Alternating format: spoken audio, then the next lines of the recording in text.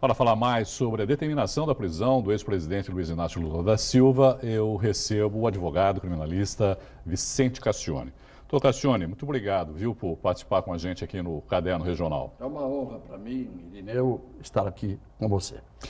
Falar um pouquinho a respeito, primeiro, do habeas corpus, né, doutor Castione? A gente estava falando um pouquinho antes de entrar no ar. O senhor tem uma posição a respeito da decisão que foi tomada pelo Supremo Tribunal Federal, que o senhor considera que foi um ato inconstitucional, quer dizer, pela Constituição, o habeas corpus deveria ter sido concedido, na sua opinião?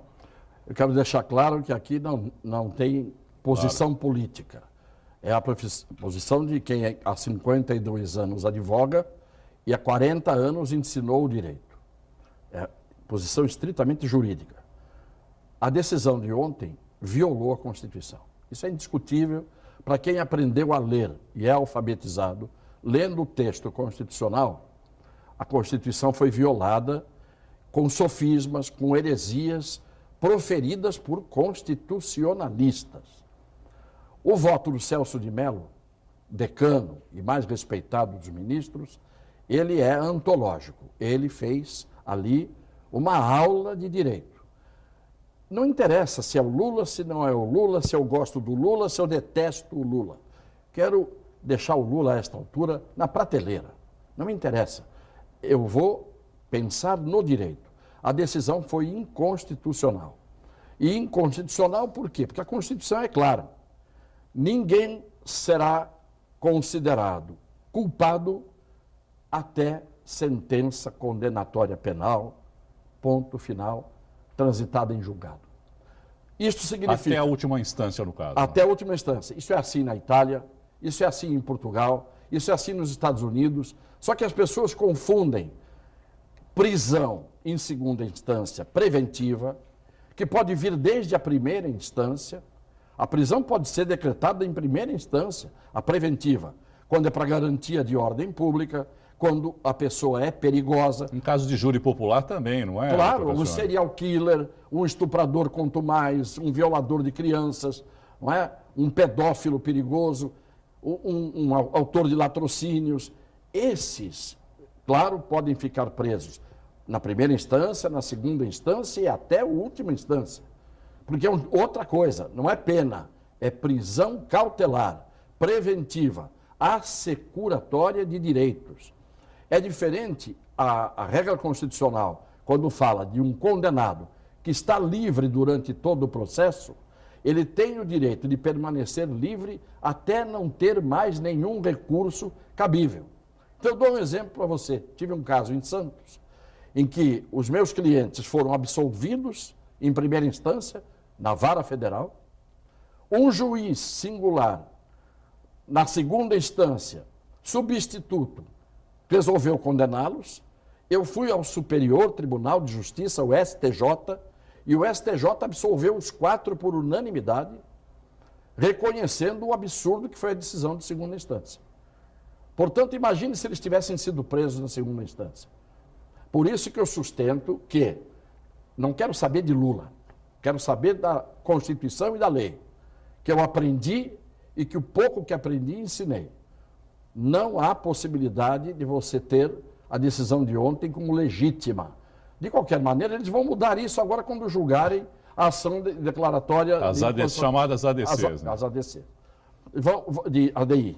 Vão julgar, não há dúvida que vão.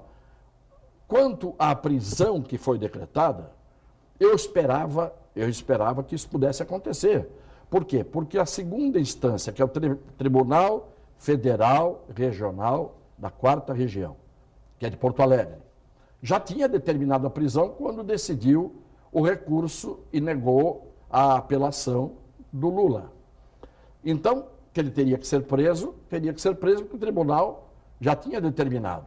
Tanto que foi o ofício agora para o Lula, para o Moro, mandar que o Lula seja recolhido. Isso surpreendeu de alguma maneira, não é, doutor Castione, as pessoas, pelo seguinte, que depois que o Supremo denegou, né, indeferiu o habeas corpus, a expectativa era que se esperaria pelo menos os chamados embargos dos embargos a que a defesa tem direito ainda no TRF4. E isso acabou não acontecendo, quer dizer, o Sérgio Moro determinou a prisão ou pediu que o Lula se apresente amanhã até às 17 ou 19 horas lá em Curitiba. Por que o senhor acha que ele tomou essa decisão, independente de aguardar esse recurso que ainda era possível? Você foi perfeito na explanação que fez, sucinta, mas perfeita. Não se esperava que fosse tão rápido. Primeiro porque havia ainda embargos pendentes. Mesmo sabendo que esses embargos são protelatórios Mesmo sabendo. e que seriam provavelmente recusados. Exatamente. Mas a expectativa era que se aguardasse, pelo menos eles. Mesmo sabendo. Acontece que eles agilizaram a ordem de prisão e agora vai uma opinião. Eu não posso saber na cabeça do juiz o que eles pensaram. Porque se o Lula permanecer em liberdade até o julgamento dos embargos, etc., pode acontecer que comece a haver a fervilhar uma ação reativa por parte daqueles que não se conformaram com a condenação dele. E ele mesmo liderando isso, voluntária ou involuntariamente, porque ele estaria presente em atos públicos e assim por diante.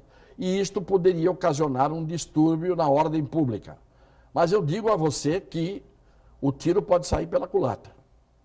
Porque tanto poderia acontecer esse tipo de distúrbios, poderia acontecer essa coisa, como poderia, ele estando solto, arrefecer os ânimos. Agora, se ele for preso, esses ânimos podem se exaltar ainda mais. E começa a haver já manifestações desse tipo na internet de radicalização. Hoje um cidadão, que é um treslocado... Que, na verdade, a gente já está hoje... Já está. Né? Mas já há uma radicalização. É, né, que a radicalização, Irineu, de direita, de esquerda, né? A radicalização, quando se respeitam as ideias, claro, tudo bem. Eu sou radical de um lado, outro é radical do outro. Como deveria ser numa democracia, na verdade. Como deveria ser. Uma democracia em que um general não teria que terminar o Jornal Nacional na leitura do William Bonner, tá certo? Um manifesto de um general intimidando a população. Se pronunciando contra a chamada impunidade que é um absurdo, que nós estamos sentindo de novo um aroma mal cheiroso, vamos colocar o paradoxo, não é? Do que já vimos antes. De qualquer maneira, o que me causa perplexidade nisso tudo é que, com a multiplicação do extremismo, da radicalização, alguns vão ao extremismo. Você tem hoje um exemplo, que está aí divulgado em todos os lugares, daquele Maroni, que foi condenado por exploração de prostituição, que era dono daquele hotel em São Paulo, que ficava na direção do aeroporto, e ele diz hoje o seguinte, nas redes sociais, e muita gente aplaudindo. Tudo de graça. Ele disse, se matarem o Lula na cadeia, eu dou tudo de graça aqui para todo mundo. Então, quando o sujeito liga o start, dá a partida para esse tipo de processo de radicalização, se matarem o Lula não foi condenado à pena de morte. Então, amanhã, um outro louco de outro lado, um outro imbecil de outro lado, pode tomar atitudes desse tipo. O risco de nós vivermos numa frágil democracia, que nós vivemos numa frágil democracia, é este. Você veja que na véspera de um julgamento do Supremo Tribunal Federal, a Rede Globo de Televisão termina o Jornal Nacional fazendo com que um general dê uma ordem do dia à nação. E eu não vi nenhum das viúvas da ditadura, desde o Fernando Henrique Cardoso, que foi presidente da República 2 vezes, e que esteve exilado, e que teria sido perseguido pela ditadura, não vi fazer um pronunciamento para falar do general. Eu estou aqui, estou falando, o general passou dos limites, o general foi além. Ele que dê conta da intervenção militar no Rio de Janeiro e que acabe com a violência no Rio de Janeiro. Ele nem teria o direito de fazer esse tipo de pronunciamento, porque nenhuma. É previsto, inclusive, no regulamento do próprio Exército, que ele não pode se manifestar sobre assuntos políticos do país. Agora, doutor Cassione, o que acontece daqui para frente? Independente da inconstitucionalidade do ato ou não, qual é a melhor solução nesse caso? Porque alguns deputados, inclusive, já estão apresentando emendas constitucionais para que se mude a legislação no sentido de que isso esteja na Constituição, ou seja, a prisão em segunda instância. Essa é a melhor solução nesse caso? Primeiro, não cabe emenda constitucional nesse Pra caso. isso. Por quê? Porque o artigo 5º, inciso 57, que cuida do trânsito e julgado da sentença, etc., ele está como cláusula pétrea na Constituição. Aquele capítulo são cláusulas pétreas. Significa que se você quiser mudar isso, São imodificáveis. só no caso. uma nova Assembleia Nacional Constituinte, ou específica ou derivada. Então já não pode, as emendas não passarão.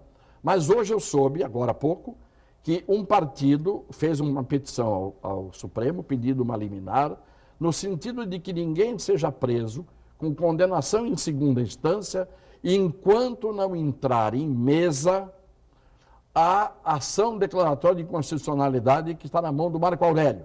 E que parece que o Marco Aurélio coloca em votação agora na semana que vem. Se ele colocar... Ele pressionou o tempo todo a ministra, né, a presidente Carmen Lúcia, para que ela tivesse colocado, foi até indelicado em alguns momentos, dizendo que se ela tivesse colocado isso em votação antes da votação do habeas corpus, muita coisa poderia ter sido evitada. Mas é evidente, porque ela teria levado a julgamento a tese geral. Não a tese específica do Lula, mas a tese geral. Que foi uma coisa que eles deixaram claro o tempo todo, né?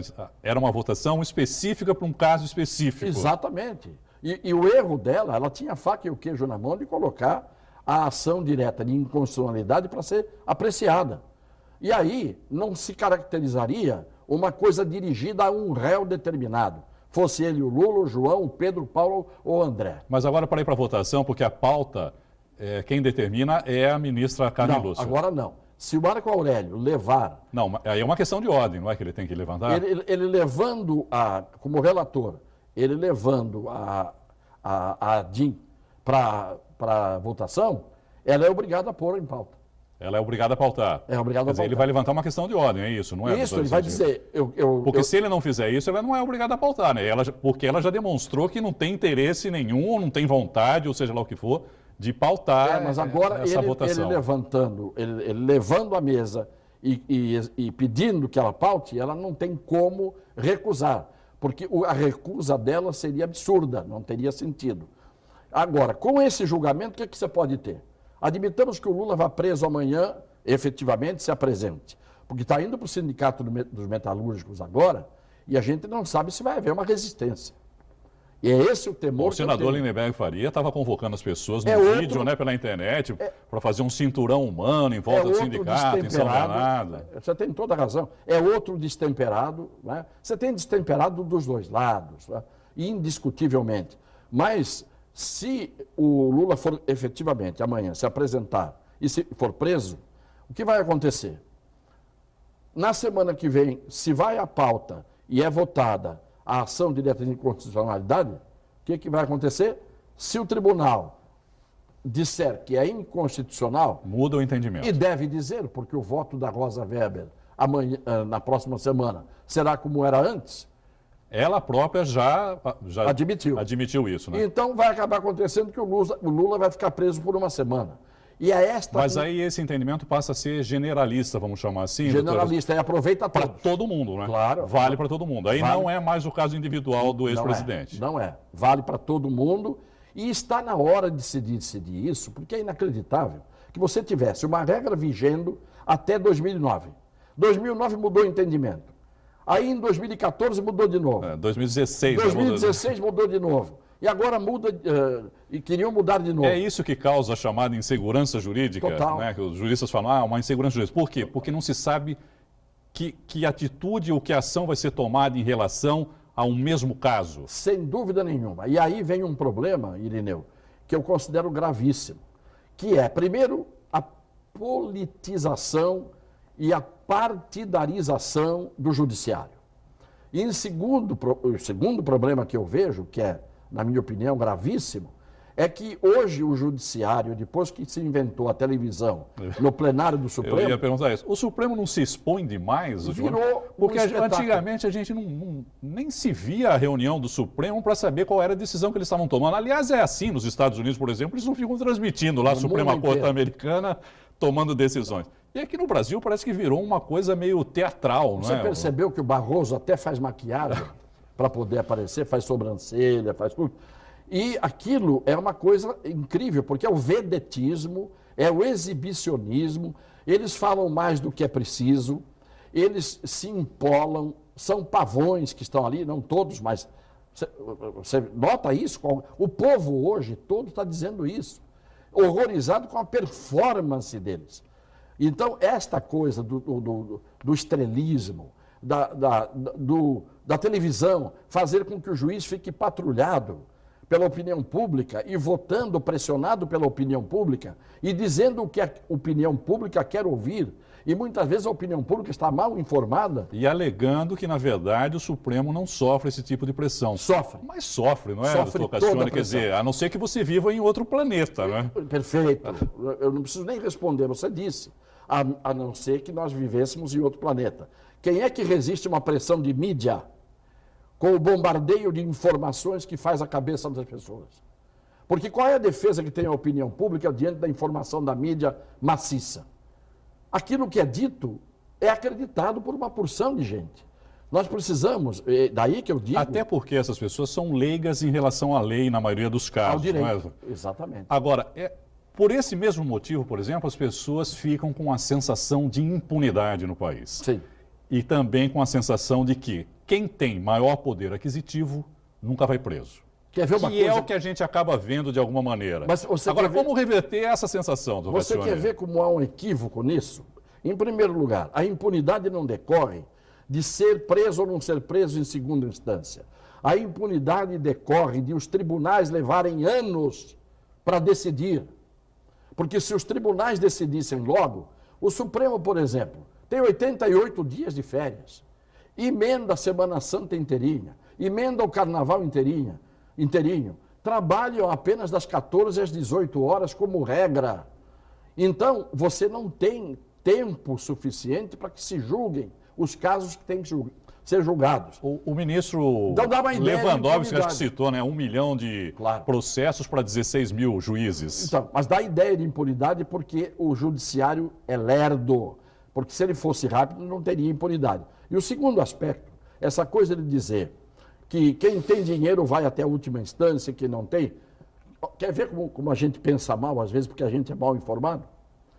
Todos os dias as televisões mostram pessoas sendo assassinadas na rua e não é por gente endinheirada. E o que acontece? Fogem, matam policiais, a polícia não consegue prender os bandidos e os bandidos são de camada social e econômica, vamos dizer, de patamar mais baixo. 85% dos crimes de homicídio cometidos no Brasil não são esclarecidos, nem a autoria é definida. Então, essa história de dizer que o pobre só que vai para a cadeia, não é verdade. Todo mundo se queixa que o indulto põe na rua, que o autor do latrocínio entra hoje e sai amanhã, que o judiciário solta todo mundo. Essa é a maior reclamação, inclusive, da própria polícia, né? Você veja. Bom, a gente prende e o juiz solta. Agora, na hora de argumentar ontem, não só o rico que vai, ao contrário. O rico que vai para a rua, não. Todo mundo vai para a rua no Brasil, infelizmente. E os que deveriam ir para a cadeia não vão, e os que não deveriam, às vezes, vão. Então, nós temos hoje um país que está esgarçado, a risco de conflagração. Basta ver o general que deu entrevista ontem dizendo: o Brasil não vai ter a sua situação resolvida na conversa, vai ser na bala. Falou o general numa entrevista ontem. Mas é como o senhor falou, né, doutor Cassione? Há extremistas dos dois lados, a Gleice Hoffmann, né, que é, além de senadora, presidente do partido, também já falou que ia ter sangue, né, se ele fosse preso. É outra, inclusive que tem... As pessoas não estão medindo muito as palavras nesse momento, né? Aí O que é que preocupante, né, em relação a isso. Daí é que nasce cada palavra mal colocada, cada atitude mais destemperada, leva ao rastilho de pólvora e as coisas começam depois a correr sangue na rua E a gente depois diz, mas como é que começou isso? Começou não é hoje, vem vindo lá de trás, não é? Mas, Cassiano, a gente está chegando ao final aqui, eu tenho mais alguns questionamentos que eu queria colocar. O primeiro deles é o seguinte, o juiz Sérgio Moro determinou que o ex-presidente se apresente voluntariamente, por livre vontade. Caso ele não se apresente, o que acontece? Aí é determinado que ele seja... Aí vai conduzido sob força. Se ele coercitivamente. Coercitivamente, sob força. Não é? A palavra é essa. A força policial vai trazê-lo a Curitiba exatamente forçadamente.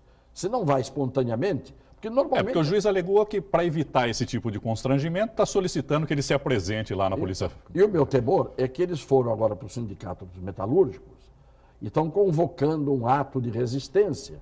Então você não sabe de hoje para amanhã se isso transborda ou se o Lula terá o bom senso de dizer aos militantes... O José Roberto Batoque, que é o advogado dele, deu uma entrevista agora à tarde alegando que ele vai se apresentar. É o que ele tem que fazer. Porque ele não tem o direito, mesmo que ele se sofra injustiçado, mesmo... Ele não poderia falar outra coisa nessas ocasiões, porque senão ele ia colocar mais gasolina ainda nessa fogueira. Ele é um homem que foi presidente da República, foi um estadista. Então ele tem que pacificar não só a sua militância, como dar um exemplo a esta altura de acatamento à decisão de ontem. Mesmo que a decisão de ontem esteja errônea, a decisão tem que ser cumprida. Agora, se o tribunal na semana que vem mudar as coisas, é outra história. Agora, independente dessa prisão também, ele já está inelegível, né, o ex-presidente, pela lei da ficha limpa. Sim, pela lei da ficha limpa, sim, mas o TSE tem que declarar isso oficialmente. Ele pode ainda registrar a candidatura dele, mesmo estando preso, não é? Pode registrar e aí o TSE aí julga se ele é inelegível ou não. Exatamente. Mas ele poderia, a princípio, ainda fazer o registro. Se candidatar. Então, Cassiano, quero agradecer a sua presença aqui no Caderno Regional. Foi uma satisfação recebê-lo. A satisfação foi minha, porque é muito bom quando a gente é entrevistado e dialoga, muito mais do que uma entrevista, nós dialogamos, com uma pessoa do seu nível. Eu agradeço. Você tem um nível para substituir definitivamente algumas pessoas que leem manifestos de general no final do telejornal. Muito obrigado, Cassiano, e boa noite para o senhor. Boa noite a você.